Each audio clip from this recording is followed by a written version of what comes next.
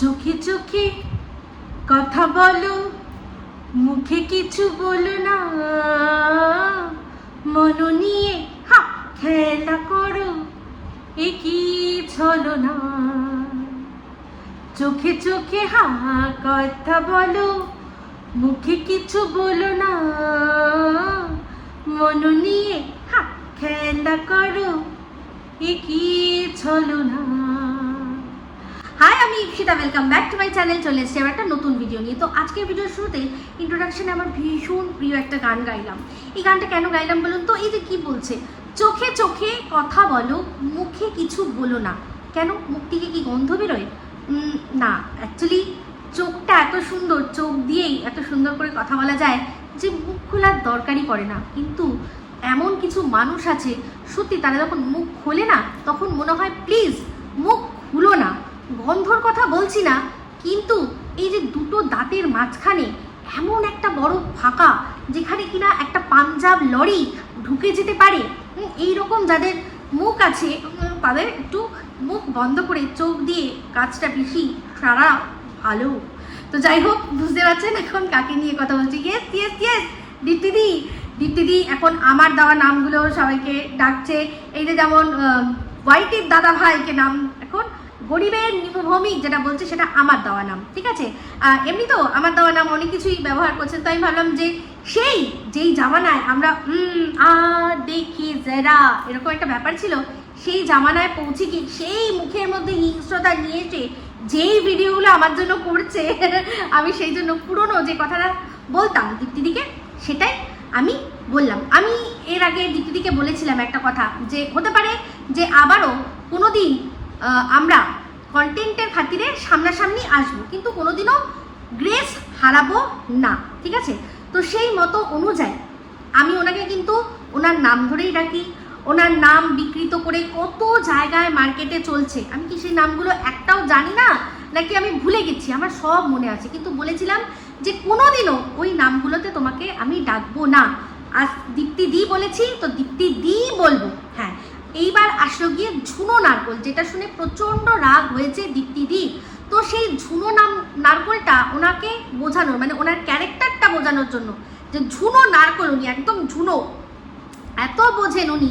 হ্যাঁ, কিন্তু এই যে তালশ্বাসের কাছে, কচি তালশ্বাসের কাছে সে বারবার হেরে যায়। তো বাই দ্য ওয়ে, তালশ্বাসের কথা যখন উঠলো, যে কথাটা বারবার চর্বিত চর্বণ চর্বিত চর্বণ চর্বিত চর্বণ করে দীপ্তিদি একটাই কথা বলে, যে যতই যাই বলো না কেন, আমরা সবাই জানি 49-এ কখনো চরিত্র বিক্রি হয় না। তাহলে 1,500-2,000 টাকা, ওই যে 2,000-2,500 টাকা এরকম একটা কোনো অ্যামাউন্ট শুনেছিলাম, সেই টাকাগুলো কেন চেয়েছিল? সেই টাকায় তো বিক্রি হয়, সেগুলো কিসের জন্য চেয়েছিল? কি মানুষ বন্ধুকে বলতে পারে যে আমি বিপদে পড়েছি, আমাকে একটু রিচার্জ করে দিত, আলাদা ব্যাপার, কিন্তু 1,500-2,000 টাকা কেন চেয়েছিল? আর তুমি তো নিজেই জানো বা শুনেছিলে যে কীরকম ধরনের সব মেসেজ পাঠিয়েছে। তো এগুলো কোত্থেকে শুনলাম যে কীরকম ধরনের মেসেজ পাঠিয়েছে তুমি জানো? সেটা অবশ্যই এই চশমার দোকানে যে আছে তার কাছ থেকেই জানলাম, মানে হোয়াইটির দাদা ভাই, সে বলছে। তো আমি এর আগেও তার কথা শুনেছি, যা বলেছে আমি কিন্তু এটা বলেছি যে আমি শুনলাম ওখান থেকে, যেটা কল রেকর্ডিংয়ে শোনা যাচ্ছে সেটা দেখো, আমি কোনো রকমভাবে সেটা তো অস্বীকার করতে পারবো না। আর সেই কল রেকর্ডিংয়ে যে কথাটা আমি শুনেছি ওখানে, যে তুমি ওর কাছ থেকে পারমিশন নিচ্ছ, যে আমার কি উচিত তাহলে ক্ষমা চাওয়া, এই যে কথাটা আমি বলেছি, যে এই ডায়লগটা তোমার শুনেই আমার চোখ থেকে তুমি নেমে গেছো, তাই জন্য তুমি আবার তোমার পুরনো ফর্মে ফিরে সেই আমাকে ঢেপি বলছো। আমার কোনো আপত্তি নেই, আমি তো বলছি তো প্রথম থেকেই ঢেপিই বলতে পারতে, কেন আবার মাঝখানে পাতাখোর মাতাল এগুলো তো নিয়ে আসলে কেন? এগুলো কিন্তু আমার ক্যারেক্টারকে বোঝায়। তাহলে যদি আমি তোমাকে ঝুনো নারকোল বলেছি, যে ঝুনো নারকোল, তুমি তো একদম ঝুনো নারকোল, সেখানে তুমিও কিন্তু আমাকে পাতাখোর মাতাল বলেছো। তুমি কি দেখেছো আমাকে? কিন্তু যখন মানুষ রেগে দেয় তখন দেখা দেখি ধার ধারে না, যেটা তুমি করেছো। তাহলে তুমি যখন ধার ধারছো না, কিন্তু অথচ আমাকে নিয়ে তুমি কন্টেন্ট করছো, তুমি বলছো যে আমার তোমাকে নিয়ে নাড়াকাটা না দিলে চলবে না। কি করে চলবে? কি করে চলবে? আমার যে পজিটিভ আর কি কন্টেন্ট, আর বলতে পারো একমাত্র কন্টেন্ট, আমি শুধুমাত্র এখন যেটুকু সময় বার করতে পারছি সেটুকু সময় আমি সন্দীপকে নিয়েই ভিডিও করছি, পজিটিভ ভিডিওই করছি। তাহলে সেক্ষেত্রে কারণ পজিটিভ ছাড়া নেগেটিভ মতো বলার কিছু নেই, আর কারোর কথায় প্রভাবিত হয়ে আমি কিছু বলি না, তাই জন্য বলবো না। তো সেক্ষেত্রে কি হয়েছে যে আমি ওকে নিয়ে পজিটিভ কথা বলছি, তাহলে ওকে নিয়ে যারা যারা নেগেটিভ কথা বিনা প্রমাণে বলবে আমার তো তাদেরকে নিয়ে কথা বলতেই হবে। তুমি যদি এতদিন এত কিছু করে এই লাইনে এত ভিডিও বানিয়ে যদি তুমি এখন বলতে বসো যে আমাকে নিয়ে বলতেই হবে, তাহলে তো এতদিন ধরে এই যে তোমার সোনাদীপ ভাই বলে গেছে যে আমাকে নিয়ে ভিডিও না করলে তো তোদের হবে না। অ্যাকচুয়ালি কি ওকে নিয়ে ভিডিও ডাইরেক্ট করছিলে? এমএসএলকে নিয়ে ও যেটা নেগেটিভ বলছিল সেটাকেই তোমরা পজিটিভ ওয়েতে বলছিলে।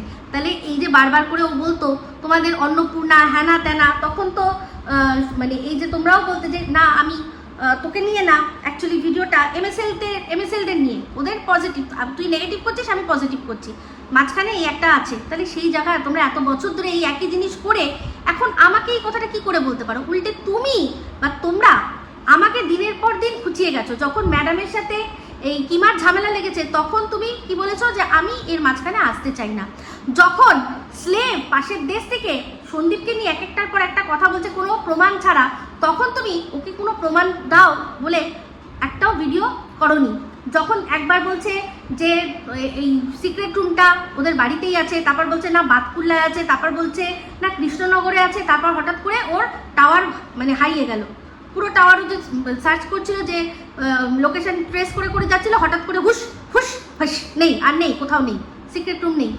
তাহলে তখন একবারও কি বলেছো, প্রশ্ন করেছো? করনি। যখন স্লেভ দিনের পর দিন ম্যাডামকে নিয়ে নোংরা থেকে নোংরাতর কথা বলেছে, কি বলেছো? বেটা বেটা বেটা বেটা বেটা বেটা কি বেটা বেটা কি? তো সেখানে মানে বলবো কি তোমাকে, বলো? তো যাই হোক, এই যে আমি সত্যি কথাটা তুলে ধরেছি সেই জন্য তোমার যে এত গাত্রদাহ হয়েছে, যার জন্য তুমি ভাট বকতে বসে পড়েছো, তাই জন্যই বলছি মুখটা একটু ভালো করে যদি খুলবে তাহলে একটু ভালো করে সুন্দর করে হলো। যখন ঢেপি বলছিলে এই যে তোমার দন্ত বিকশিত হচ্ছিল, সেই দন্তটাই বিকশিত হয়েছে, কাজের কাজ কিচ্ছু হয়নি। তো যাই হোক, তুমি যে প্রশ্নটা করছিলে যে এতদিন ধরে যে আমি কিমাকে চিনি, ও তো পরকীয়া করেছে আমি জানি, তাহলেও কেন ওকে সাপোর্ট করে গেছি? তুমি কি বলো তো, যেটা মানে ওই কিমার যেটা আর কি যেটুকু তোমার শোনার তুমি সেটুকুই শোনো, বাদবাকিটা শোনো না, তুমি বাদবাকিটা শোনো না। কিমা কিন্তু ভিডিও বা একটা লাইভের মধ্যে পরিষ্কার বলেছে, ভাগ্যিস ওই বলদিকে ওই পাগলকে আমি আমার মানে জীবনের যে গোপন রহস্যগুলো আছে সেগুলো আমি ভাগ্যিস কিছু বলিনি, আমি ভাগ্য ভালো ওর সাথে আলোচনা করিনি। ওকে যদি বলতাম ও তো সঙ্গে সঙ্গে দর্শকদের বলে দিত।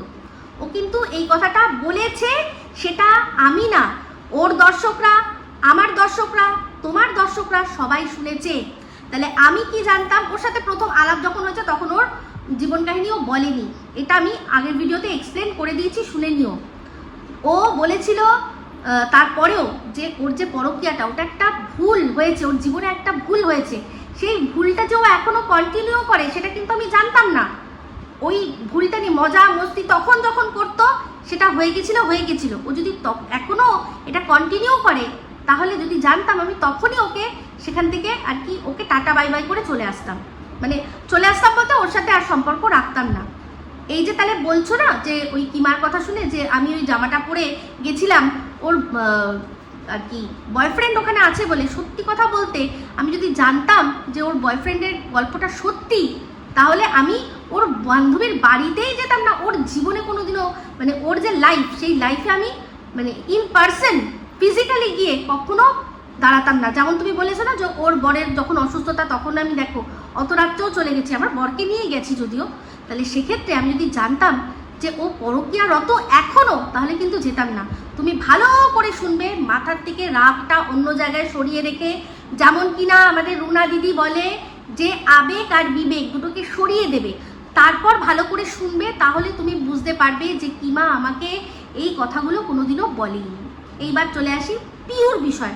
আজকে দেখলাম তুমি পিওর বিষয় বলেছো যে এই পিওর বিষয়টা কেউ জানতো না, শুধু কে? ঢেপি রাছে দান্ত বিকশিত হয়ে।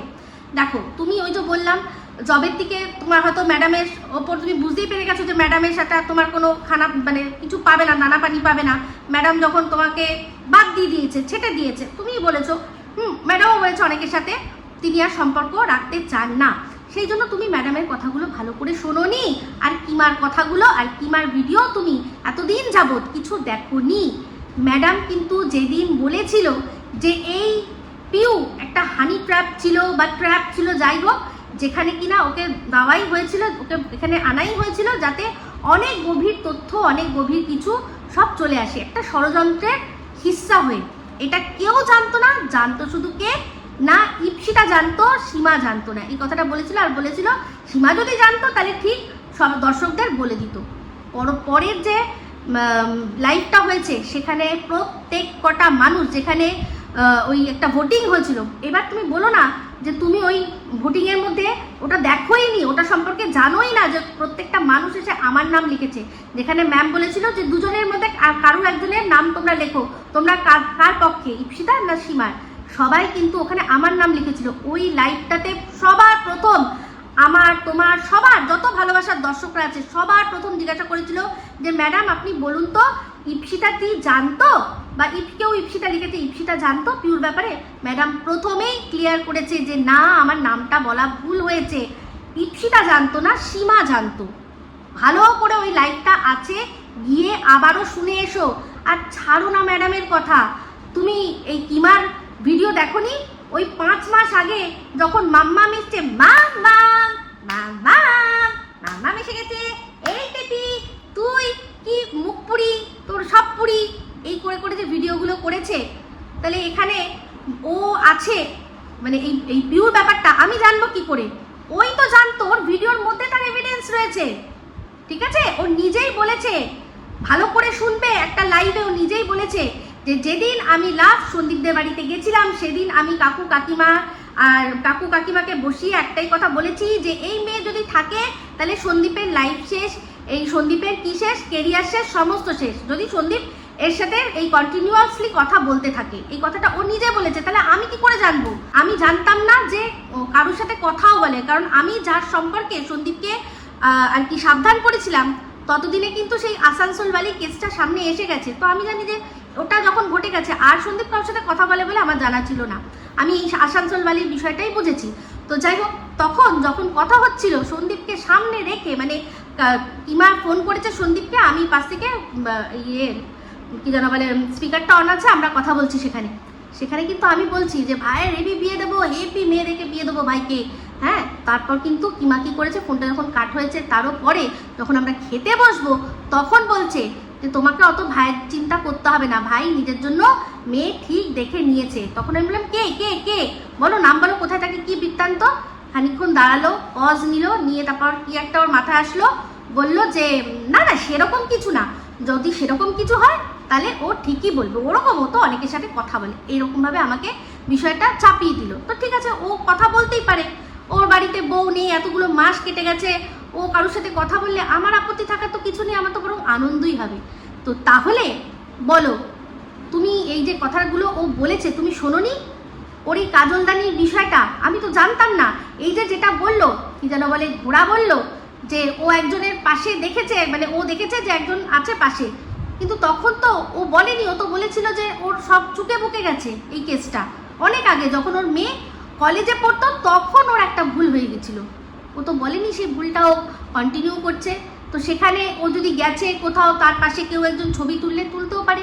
ও যদি আজকে যেরকমভাবে বলছে যে হ্যাঁ বান্ধবীর বাড়িতে তুমি এসছিলে দেখা করতে, ওই জন্যই, যদি সত্যিই জানতাম যে ও বান্ধবীর বাড়িতে কাউকে নিয়ে যায়, আমি হারগিজ ওখানে যেতাম না, আমার কোনো দরকারই ছিল না, আর নাহি ওর বরের জন্য ছুটে ছুটে যেতাম। তাহলে ও যদি জীবনে কাজলদানিকেই ও নিয়ে আসতে পারতো সাথে করে, তাই না? তো সেই জন্যই বলছি যে কথা বলবে, বুঝে বলবে, নাহলে নিজেই বোকা বেনে যাবে।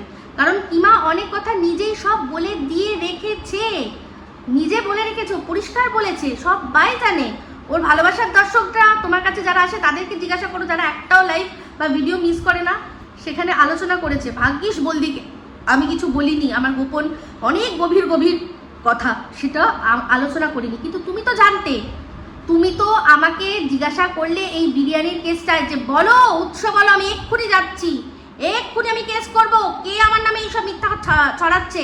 তারপর যখন তোমাকে আমি দিয়ে দিলাম তোমার ওই কচি তালশ্বাসের একটা ভিডিও অডিও ক্লিপ, যেখানে ও বলছে যে তুমি ওর সামনে, তোমার সাথে কাজলদানিকে নিয়ে এসেছিল কিমা, তুমি ওনার সামনে কেন বললে না? তুমি কিমাকে সামনে কেন বললে না যে এই পরকীয়াটাকে সাপোর্ট করি না? তোমার সাহস কি করে হলো না যে এই জিনিসটাকে সাপোর্ট করি না বলার? তাহলে আমার কাছে তো রয়েছে, কোনো অসুবিধা হবে না, ওটা শুনিয়ে দিতে আমার 2 মিনিট সময় লাগবে না, বুঝতে পেরেছো? যতই এই তুমি এখন ব্রডকাস্ট মিনিস্টারে যাই কিছু আমাকে শোনাও না কেন, আমি কিচ্ছু না ম্যাডামকে দেবো, ম্যাডাম শুনিয়ে দেবে, ম্যাডাম শুনিয়ে দেবে। তোমার কচি তালশ্বাস মানে রিম্পার গলায় কি বলছে শুনিয়ে দেবে, বুঝতে পেরেছো? কোনো চাপ হবে না আমার, কিন্তু 2 মিনিট সময় লাগবে না, তাই বেশি আমার সাথে ফালতু লাগতে এসো না। তো যাই হোক, যেটা বলছিলাম যে এই দেখো তোমার সম্পর্কেও কত কথা শুনি। আমি কি বললাম তোমাকে যে সব কথাকে আমি বিশ্বাস করি? এই ওয়াইটি দাদা ভাই কত কথা তো বললো, আমি বলেছি তোমাকে যে সব কথা আমি বিশ্বাস করেছি, কিন্তু কিছু কথা তো বিশ্বাস করতেই হবে। আর আজকে আমি যেভাবে বলবো দর্শকরাও সেখানে বিশ্বাস করবে।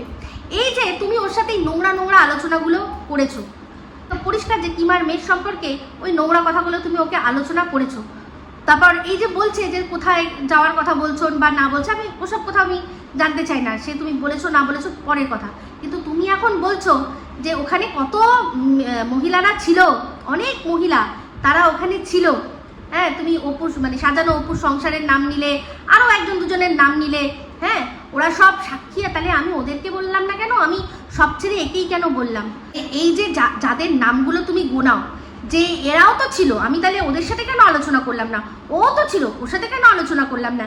এও তো ছিল, তার সাথে কেন আলোচনা করলাম না? হ্যাঁ এই যে কথাগুলো তুমি বলো যে আমি এদের সবাইকে ছেড়ে দিয়ে এই মর্কটকে পেলাম শুধুমাত্র আলোচনা করার জন্য, তাহলে সেইটাই যদি হয় তাহলে দেখো এই যে তুমি দেবশ্রীদির কাছে ক্ষমা চাইবে কি চাইবে না, সেটা কি এই মিটআপে যারা যারা তোমার সাথে ওখানে ছিল, যাদের নামগুলো তুমি গুনিয়েছিলে, তাদের সবার কাছ থেকে পারমিশন নিয়েছিলে যে বলো তো আমার কি করা উচিত, বলো তো আমার কি করা উচিত, বলো তো আমার ক্ষমা চাওয়া উচিত কি উচিত না? সেটা তো বলনি। কার কাছ থেকে তুমি পারমিশন নিচ্ছ বা কার কাছ থেকে তুমি সাজেশন নিচ্ছ যাকে তুমি আজকে এই ধরনের কথাবার্তা বলছো? তাহলে আমরা তো কানে মানে যেটা কানে শুনছি সেটাকে তো অস্বীকার করতে পারবো না, অস্বীকার তো করতে পারবো না। এতগুলো মহিলা ছিল সেখানে, তাদের সাথে এত ভালো সম্পর্ক হলো না, এর সাথেই এত ভালো সম্পর্ক হলো। আর এমন হলো যে তুমি দেবশ্রীদিকে কিছু কথা বলে আবার তারপর সেখানে ক্ষমা চাইবে কি চাইবে না, সেটা উচিত হবে কি হবে না, তুমি ওর কাছ থেকে জিজ্ঞাসা করছো। তাহলে বলো, প্রমাণ দাও। এখানে যারা যারা আছে, আমি সাজানো অপুর সংসারকেই বলছি, যে তোমার কাছে কি এটা চেয়েছিল, পারমিশন চেয়েছিল যে আমার কি এখন উচিত হবে দেবশ্রীদির কাছ থেকে ক্ষমা চেয়ে নেওয়া? এটা কি তোমাকে জিজ্ঞাসা করেছিল? তাহলে বুঝতে পারছো, আমরা সবাই বুঝতে পারছি যে ওখানে যতজন ছিল তার মধ্যে এর সাথে একটু ভালো সম্পর্ক বেশি হয়েছিল, সেই জন্যই এমনই সম্পর্ক হয়েছিল যে তাকে জিজ্ঞাসা করছে যে বুঝতে পারছো তো, বুঝতে পারছো তো কোন অ্যাঙ্গেল থেকে বলছি, কুকুরটা কোন খানটায় মুখ দিচ্ছে, বুঝতে পারছো তো? আবার তুমি ভালো করে কনফার্ম হয়ে নিলে। তাহলে আর এই কিমা যার কিনা মানে ক্ষমতা হলো না এটা বলার যে হতেই পারে আমার মেয়ের কিছু ভুল দেখেছো, তুমি ডাইরেক্টলি আমায় বলতে পারতে, সেখানে কিনা তুমি ওর সাথে গিয়ে আলোচনা করেছো, কিন্তু তোমরা এখন বলবে না। দেখছো না জুতো ঝ্যাঁটা সব মুখে নিয়ে হলেও একে অপরকে হাম সাথ সাথ হ্যাঁ না না চুলোচুলি করা যাবে না। একই আমাদের চুলের যা অবস্থা, একজন পর চুলা, একজন কম চুলা, একজন এমন চুলা আর দুজন এমন চুলা যে চুলের মানে ভারে ঘাড় নাড়াতে পারে না, চুল সব রস টেনে নিয়ে নিচ্ছে। এই তো তোমাদের সুন্দর একেবারে জড়ি, এত সুন্দর করে তোমাদের একটা গ্রুপ। তো সেখানেই বলছি যখন যেটা বলবে ঠিক করে বলবে। তো যাই হোক, এবার চলে আসি একটা বিষয় নিয়ে কথা বলবো যে আমি পিওর সালিশি করছি, একেবারেই না, একেবারেই কোনো সালিশির প্রয়োজন পড়ে না আমার। কিন্তু যেহেতু পিউর সাথে টিনের তুলনা হলো সেই জন্যই এই কথাগুলো বললাম যে অ্যাটলিস্ট টিনের থেকে ভালো মা পিউ আমার চোখে। কারণ ওর মনে হচ্ছে ওর যেটা আর কি মিউচুয়াল ডিভোর্স হয়েছে এটা তো পরিষ্কার, কারণ সেটা আমরা অনুসরণ থেকেই বুঝেছি। তারপরেও মায়ের কাছে মেয়ে এসে থাকতো এটাও শুনেছি। তো মায়ের কাছে মেয়ে এসে থাকতো, তারপর খাটের তলায় গিয়ে ঘাপাঘাপ হতো, এই কথাগুলো বুঝতে পারছেন না?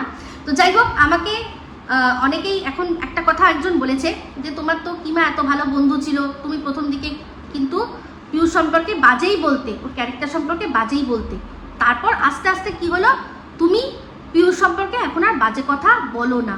তার কারণটা হচ্ছে কোথাও গিয়ে আমি যে ভিকটিমটা হয়েছি, আমার মনে হয় যে পিউ সেই রকমভাবেই ভিকটিম হয়েছে। আজকে আপনারা আমাকে এত বছর ধরে চিনছেন, এত বছর ধরে জানেন, আমি ব্লগ করি, আপনারা সেই ব্লগও অনেকেই আছেন দেখেন, সেখানে আজ পর্যন্ত কোনোদিনও আপনাদের মনে হয়েছে যে আমি মাতাল পাতাখোর মনে হয়েছে কোনোদিনও? কিন্তু সেটা ট্যাগ আমার ওপর লাগানো হয়েছে। বলতেই কথাটা ছাড়ুন, ওটা তো আমি বাদ দিই, হ্যাঁ চলুন আমার নাম বল দিই, এরা বলদামি করবে কিন্তু আমি নামে বল দিই, খুশি আছি।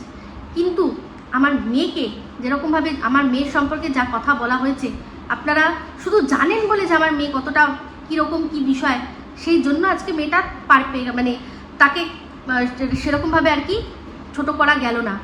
কিন্তু এই যে পিউ, ওর সম্পর্কে আমরা কতটা জানি, সব যে বানানো গল্প তো পরিষ্কার বোঝা যাচ্ছে যে কিমা আমার প্রশ্নের উত্তর দিতে না পেরে আমাকে এইরকমভাবে ছোট করলো যে ওর ওই বয়ফ্রেন্ডকে রিঝাতে আমার এত সুন্দর ভালো একটা সভ্য ড্রেসকে, সেই ড্রেসটাকে কি বললো যে এটা নাকি পার্টি ড্রেস, আর এটা পরে মানুষ রাস্তায় বেরোয় লোক পটাতে।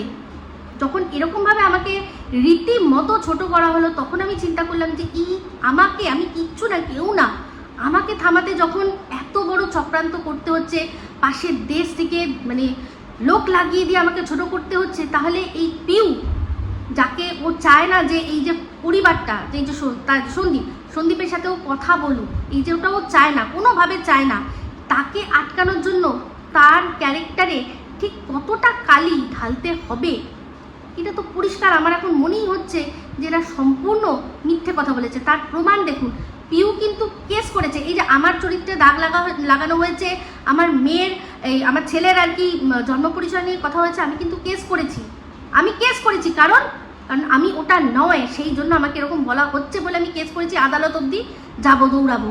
তেমনি পিউ কিন্তু এই রিম্পার বিরুদ্ধে কেস করেছে, আর সোনু যে কিনা ওর ক্যারেক্টারে এরকম আর কি কালি দিয়েছে তার বিরুদ্ধে কেস করেছে। আর ও যদি সত্যি এটা হতো তাহলে কিন্তু কোনোভাবে কেস করতো না, কিন্তু ও কেস করেছে, এটুকু আমরা শুনেছি। আর এই যে সোনু দেখছেন তো, ও এখন চুপ করে গেছে, কারণ জানে যে উইদাউট এভিডেন্স ওর নামে আর একটু মিথ্যা কথা বললে তাহলে কিন্তু ওর এগেনস্টে অ্যাকশান হবে। তাহলে যার চরিত্রে দাগ থাকে সে চুপ থাকে, যেমন কিনা এই যে রিম্পা দেখুন না, এতবার এত কিছু বলা হচ্ছে, ও করছে কোনো কেস? ও কি কেস করছে? 49 মানে কি শরীর বিক্রি হয় না, মন বিক্রি হয় না, চরিত্র বিক্রি হয় না, সেটার জন্য ও একটা কেস করলো, একটা থানায় জিডি এফআইআর কিছু করেনি। তাহলে বলুন, তাহলে একজন যে কিনা এই কথাটা ওর সম্পর্কে বলেছে, সে তো বহাল তবিয়াতে কমেন্ট করে, একটা জায়গায় গিয়ে কমেন্ট করে, ওই চশমার দোকানে গিয়ে কমেন্ট করে, তাহলে ও করলো কোনো কেস? করলো না। এখান থেকেই বুঝতে পেরে যাবেন, ওকে পানু মাসি বলা হলো, ও করলো কোনো কেস?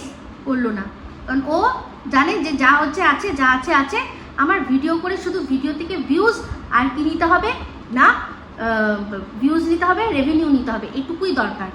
আমার চরিত্রের সম্পর্কে ভালো করে জানে, যা বলা হয়েছে তার মধ্যে কোথাও না কোথাও সত্যি আছে, ও জানে কিছু ঘুরতে গেলে কেউটে বেরিয়ে আসবে, তাই জন্য দরকার নেই, চুপচাপ হ্যাঁ করে ভিডিও করে যাই, পয়সা কামিয়ে যায়, তাতেই মঙ্গল। তাই কারোর সম্পর্কে বলতে আসলে বা কারোর কাছে কিছু শুনলে আগে বিচার বুদ্ধি, নিজের বুদ্ধি লাগিয়ে তারপর বিচার করে তারপর কোনো ডিসিশনে আসা উচিত। তো বাদ বাকি দিদি অবশ্যই ঢেপি করে দন্ত বিকশিত করে যা বলার বলে যাও, কিন্তু উত্তরগুলো দেবে, তুমি উত্তর দিও। আর এই যে তুমি বললে না যে আমি কাকে নিয়ে ভিডিও করব, আমার ব্যাপার, এখন কি কন্টেন্ট ও আমায় দেবে? কখনো না, কোনো দিনও না। কিন্তু কন্টেন্টের জন্য চিন্তা করে দেখো, যখন দরকার পড়েছে তখনই ইপসি ওই ভিডিও ক্লিপটা একটু দেবে গো, ওইটা একটু দেবে গো, সেইটা একটু দেবে গো, খেটে কাজ কোনোদিনই করতে পারোনি। আমি যদি মানে প্রয়োজন বোধ করি, পুরো প্রমাণ কিন্তু আমার জায়গা মতো তোলা আছে, মানে আমার মেসেঞ্জারে রয়েছে, যেখানে সারাক্ষণ তুমি ইপসি এটা দেবে, ওটা দেবে, এই ভিডিওটা দেবে, ওই ক্লিপটা দেবে, সেই ক্লিপটা দেবে, সমস্ত কিছু আমার কাছ থেকে নিয়ে করেছো। তাই এই কথাগুলো বলো না, লজ্জা হওয়া উচিত তোমার লজ্জা হওয়া উচিত। আমার কন্টেন্টে আমি কন্টেন্টের মতোই ছিলাম, প্রশ্ন যেগুলো আসছে চারিদিক থেকে শুনছি, যেটুকু বলার সেটুকুই বলেছি, আর ঠিক জায়গা মতোই বলেছি, সেই জন্যই তোমার এত কষ্ট হয়েছে, বুঝতে পেরেছো? তো যাই হোক বন্ধুরা, এই বলেই ভিডিওটা এখানে এন্ড করলাম। যদি ভালো লাগে তাহলে অবশ্যই লাইক শেয়ার কমেন্ট করতে ভুলবেন না। যারা চ্যানেলটা সাবস্ক্রাইব করেননি তারা সাবস্ক্রাইব করবেন। সবাই ভালো থাকবেন, সুস্থ থাকবেন। আবার আসছি খুব শীঘ্র একটা নতুন ভিডিও নিয়ে। টাটা।